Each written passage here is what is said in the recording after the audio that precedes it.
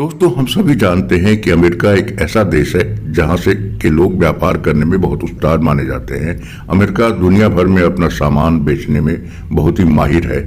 अपना हथियार बेचता है, डिफेंस टेक्नोलॉजी बेचता है और इसके लिए वह तरह तरह के हथकंडे भी अपनाता है। लेकिन अब अमेरिका स्पेस में भी अपना बिजनेस बढ़ाने की तैयारी कर रहा है।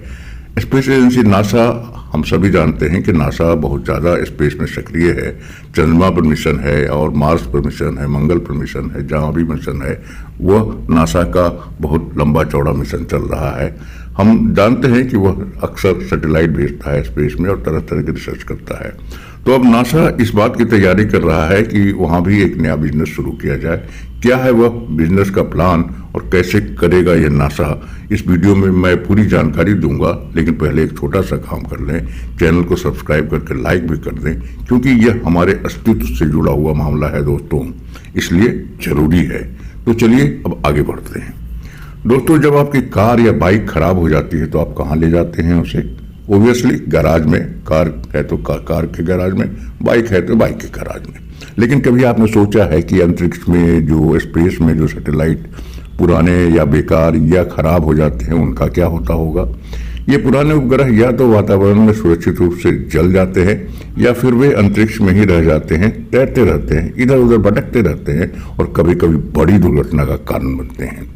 लेकिन नासा अब एक ऐसी तकनीक पर काम कर रहा है जो अंतरिक्ष में रहते हुए इन खराब पड़े सैटेलाइट को रिपेयर कर सकती है। इस तकनीक से पुराने सैटेलाइट में ईंधन भी भरा जा सकता है और उन्हें अपग्रेड किया जा सकता है। इससे इन सैटेलाइट का जीवन काल बढ़ सकता है और अंतरिक्ष की उड़ानें जो है वो ज़्यादा टिकाऊ रह सकती हैं। एक तरह से कहें तो जैसे धरती पर कारों के लिए सर्विस सेंटर है, गैराज है, ठीक वैसा ही सर्विस सेंटर या गैराज नासा अंतरिक्ष में खोलेगा और इससे मुनाफा कमाएगा, पैसे कमाएगा। जाहिर है इस काम के लिए नासा एक खास तकनीक का इस्तेमाल करेगा।